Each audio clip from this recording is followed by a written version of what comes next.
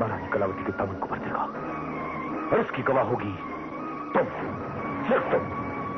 सिर्फ मैं ही नहीं, पूरा चुनारगढ़ इस बात का गवाह है कि आपने महारानी कलावती को प्यार देने में कभी कोई कमी नहीं रखी और ना ही खुशियां लुटाने में कभी जीत से। क्या नहीं किया आपने उनको? तारा, जो दिया जो किया वो शिवदत्त के प्यार के मुकाबले बहुत कम है।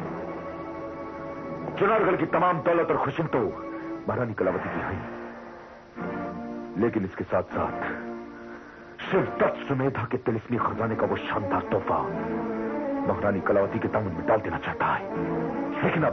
लेकिन अब क्या महाराज? तारा, महारानी पर किए गए कातिलाना हमले के वारदात ने शिवदत्त के चट्टानी इरादों को जड़ों से उखाड़ दिया था। उस वारदात के साथ शिवदत्त ने महारानी कलावती की आंखों में मौत की परछाई देखी थी। वो दर्द, वो पीड़ा, वो सब देखकर शिवदत्त का दिल दहल गया था।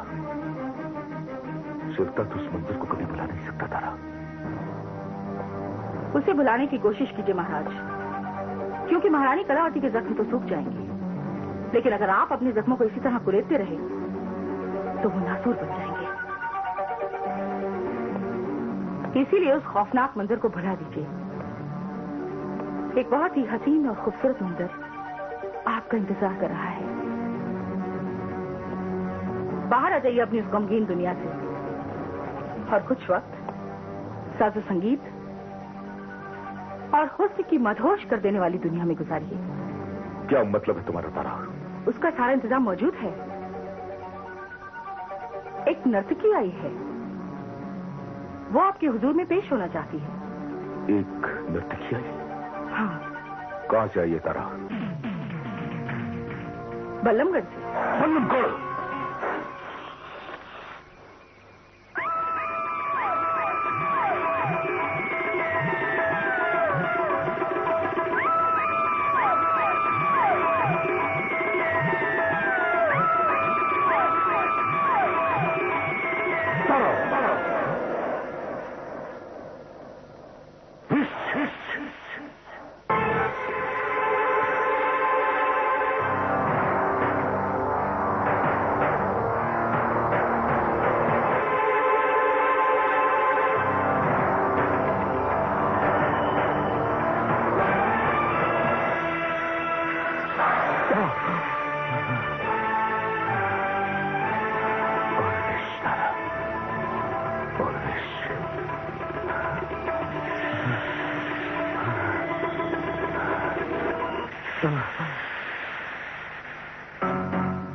तीर एकदम सही निशाने पर लगा है।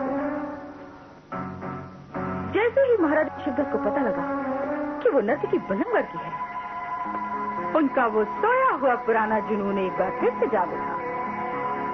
अब जहर और जुनून का वो सैलाब उमड़ेगा जिसके लावे में महारानी कलावती और वो नर्तकी दोनों ही दम तोड़ देंगी। महारानी कलावती दम तोड़ देगी? ये कैसे हो सकता है? वो ऐसे कि महारानी कलावती ने सौगंध खाई थी, अगर महल में होने वाली नर्तकियों की हत्याओं का सिलसिला नहीं रुका और महाराजा शिवदत्त ने अपनी इस खूनी जुनून को नहीं छोड़ा तो वो उन्हें छोड़ देंगे। लेकिन महाराजा तो खुद उन्हें जुनून की हद तक चाहते हैं, तो वो उन्हें छोड़ने देंगे? नहीं छोड़ने देंगे। इसीलिए तो तारा ने सोच समझ के ये पासा फेंका है, क्योंकि महारानी अपने कौल की पक्की है। महाराजा शिवदत्त उन्हें नहीं छोड़ेंगे और अपने कौल के खातिर महारानी कलावती खुदकुशी कर लेंगे। एक दफा पहले भी ऐसा हो चुका है, तब महाराजा शिवदत्त ने उन्हें बचा लिया था। पर मैं यकीन से कहती हूँ इस बार ऐसा नहीं है। अच्छा, फिर तो तुमने सही बार किया है तारा। हाँ, महाराजा शिवदत्त के उस खूनी जुनून को एक बार फिर से जगा दिया। अब वो नर्तकी तो मरेगी ही, महारानी कलावती भी नहीं बचेगी। जरा देखकर तो आओ, वो नर्तकी कौन है जो अनजाने में मेरी जिंदगी में वरदान बनकर आ गई। मैं भी चलूं? नहीं, तुम यहीं रुको, मैं अकेली ही जाऊंगी।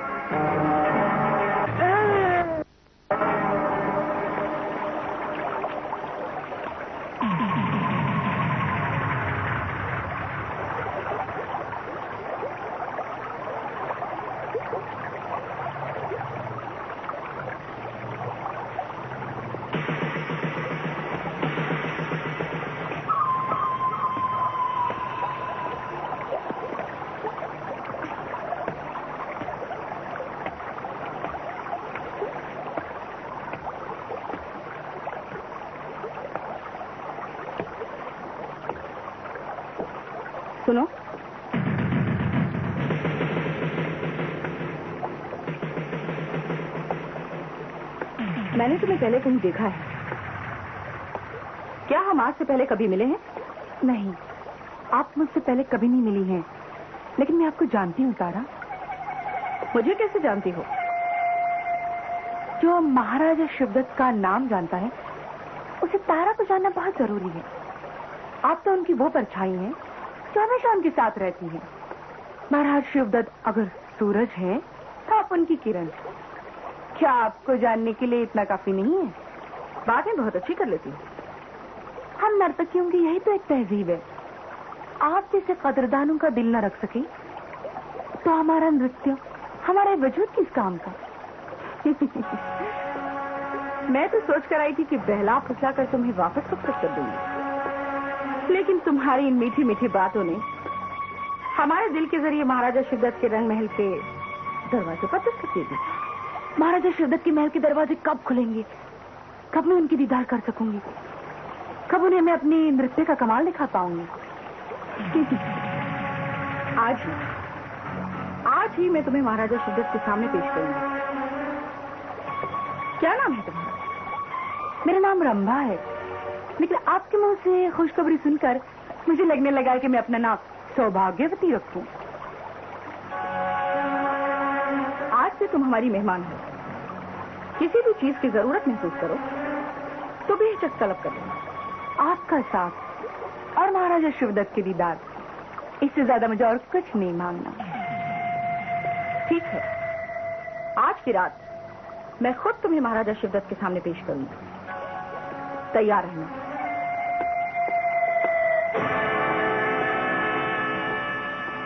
तारा, तुम्हें कौन नहीं जानता? चापली से तुम्हें कितनी पसंद है, और महल के दरवाजे तक पहुंचने के लिए यही मेरी कमंद है। मुझे शिवदत्त का महल नहीं, मुझे तेज सिंह के खुफिया तहखाने का रास्ता चाहिए।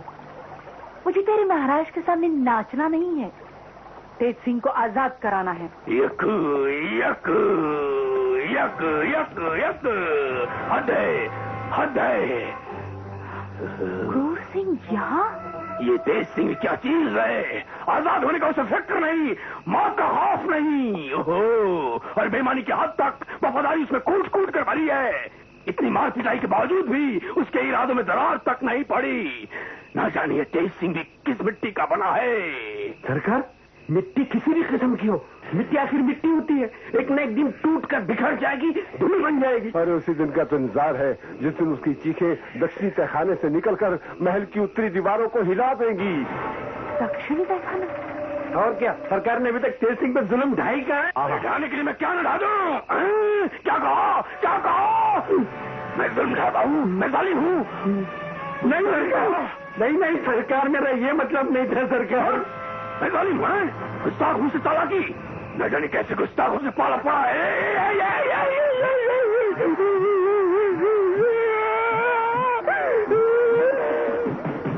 ये क्या हुआ? उस पर क्यों ढाती है मेरी कमाई? मैं तो 5 साल से पढ़ के आया, मुझे भूख लगी है। अरे सरकार, ये आपको क्या हो गया है? फिर से बचपने में चले गए आप। अब आपको वापस क्रूर सिंह बनाने के लिए थप्पड़ मारना पड़ेगा। अरे रुको, इन्हें बचपन ही में रहने दो। अगर ये होश में आ गए तो मेरी हालत बुरी कर देंगे।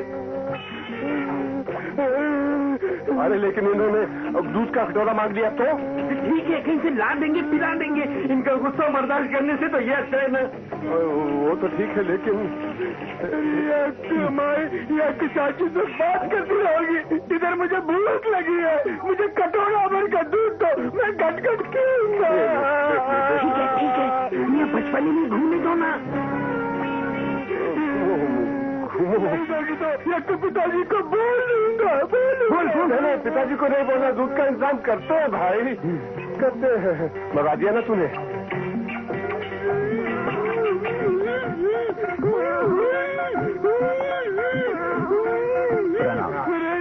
पिताजी, मुझे बहुत भूख लगी है, मुझे कोई भी दूध नहीं देता। दूध मांगता हूँ तो ऊपर से लोग मारते, डांटता है। है मेरी अक्के माई? तुम ही बताओ ना, मुझे बार बार कौन मारता है, कौन मारता है?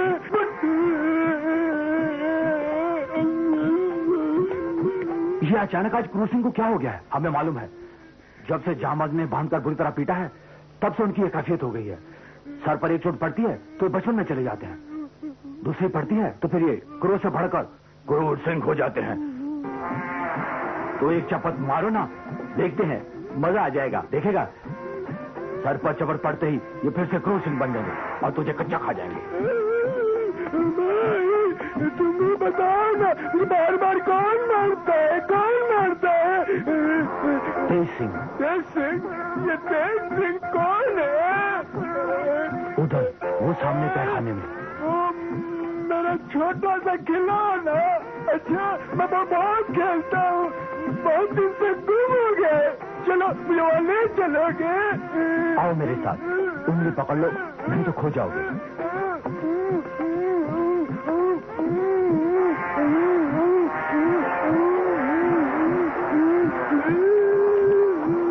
वो रहा तुम्हारा खिलौना, तुम्हारा शैतान दोस्त तेज सिंह। जाओ और जाकर उससे पूछो कि तुम्हें बार बार क्यों मारता है वो। हम चलते हैं अपने पैरे पे, चलो।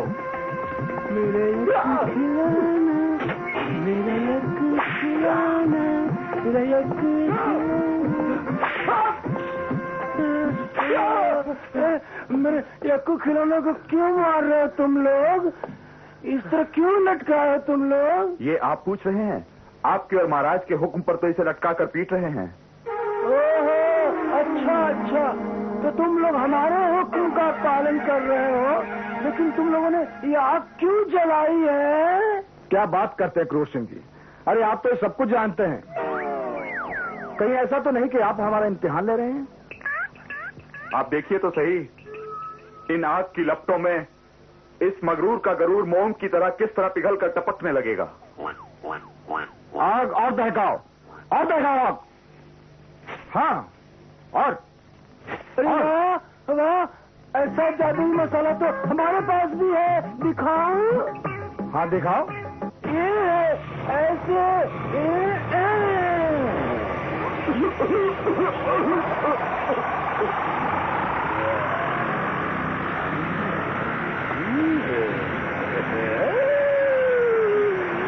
जरूर वो दुश्मनों को ये याद है। ढूंढो से। कौन छुपा है वहां पर?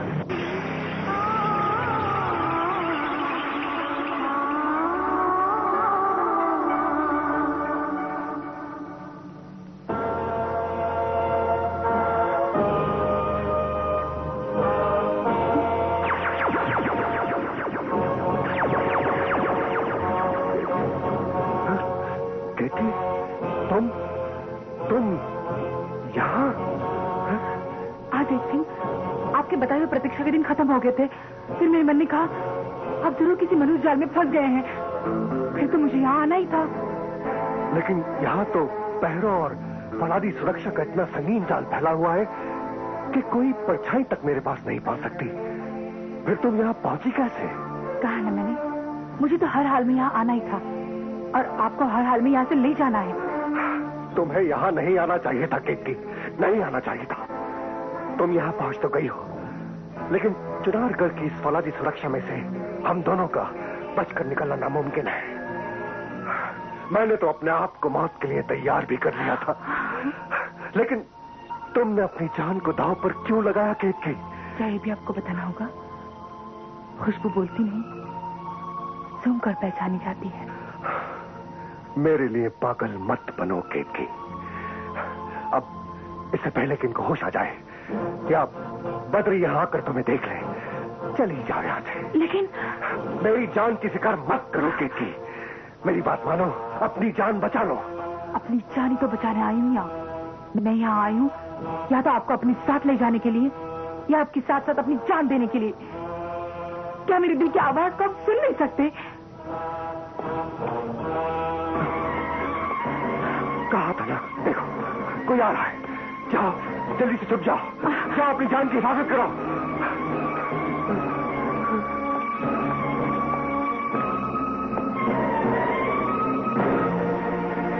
ये यहां तो सब बेहोश है। सावधान, इस मंजर से साफ जाहिर है कि हमारे बीच दुश्मन का कोई आदमी घुस आया है और वो यहीं कहीं पोशीदा है। ये लोग होश में आ जाए तो बता सकेंगे कि इससे हादसा कैसे हुआ। इनको होश में लाना बहुत जरूरी है।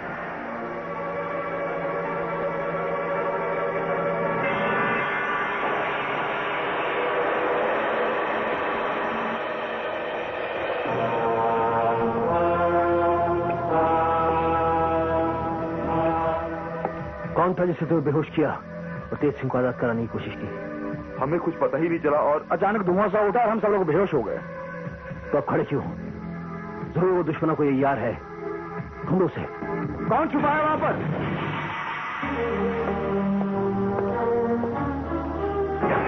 मैं। यहाँ तुम हो? तुम यहाँ क्या कर रहे हो? बहुत खूब बद्रीनाथ, यही सवाल मैं तुमसे कर सकता हूँ। मैं तो यहाँ इत्तेफाक से आ गया। लेकिन मैं इत्तेफाक से नहीं आया। मुझे शक हुआ कि यहाँ कोई साजिश चल रही है और मैं जानबूझकर यहाँ आ गया। और जब यहाँ आया तो ऐसा ही पाया जैसा शक हुआ था। इससे पहले कि कोई कदम उठाता, दूर से धुआं उठा, हवा में खुशबू फैल गई, सब बेहोश हो गए। उनके साथ साथ मैं भी बेहोश हो गया और जब होश में आया तो मैंने तुम्हें पाया। इसका मतलब यहाँ कोई दुश्मन का यार मौजूद है। ये उसी का कारनामा है। हाँ, हो सकता है दुश्मन का वो यार तुम ही हो। मैं? तुम मुझ पर शक कर रहे हो कौन से? हाँ तुम। मेरा मतलब ये है कि दुश्मन का वो यार तुम्हारे वेश में यहाँ मौजूद हो। हाँ, तुम्हारे वो तीनों साथी कहाँ हैं? बद्रीनाथ, अब बदले में तुम मुझ पर शक करने लगे। 3 नहीं तो हाँ, मुझे मिलाकर 3 कह सकते हो। तुम यही रहना। असगर, इससे पहले कि पंडित जगन्नाथ का तीर कारगर साबित हो, इससे पहले कि सभ्या की जबान खुल जाए और इससे पहले कि अंबा और मेरे रातों की पोटली खुल जाए, सभ्या को खत्म करने के लिए कोई धारदार हथियार खोजना जरूरी है। तारा, तुम्हारी इतनी घबराहट का सबब मेरी समझ में नहीं आता। सभ्या तो बेजान है। वो जीती जागती एक लाश बन चुकी है। वो बेजान जरूर हो गई, लेकिन उसके आत्मबल की ताकत मैंने देखी है। उसी आत्मबल की ताकत से कुछ क्षणों के लिए उसने अपने बेजान हाथों को जोड़ा और मां देवी से महारानी के प्राणों की खातिर याचना की। उसी आत्मबल को वो दोबारा जागृत कर सकती है। महारानी की जान तो बचा चुकी है, पर मुझे मौत के मुंह में ढकेल सकती है कभी भी। तो मुझे क्या करना होगा? यही तो सोचना है। सभ्या पर किए गए मेरे कातिलाना हमले का नतीजा ये हुआ कि पहरेदारों का पहरा उसके कक्ष में और भी मजबूत कर दिया गया और इसीलिए मौत का घेरा मेरी तरफ बढ़ता चला रहा है। असगर, तुम तुरंत सुल्ताना को खबर करो, उस भटकते हुए लावे को, उस ज्वालामुखी को किसी भी कीमत पर मेरे सामने पेश करे। धधकता लावा, ज्वालामुखी, आखिर कौन है ये शख्स? ये वो शख्स है जिसे कोई भी पहरा नहीं रोक सकता। वो महल के जिस कोने में भी जाना चाहेगा, पंडित जगन्नाथ उसे जाने की इजाजत देंगे।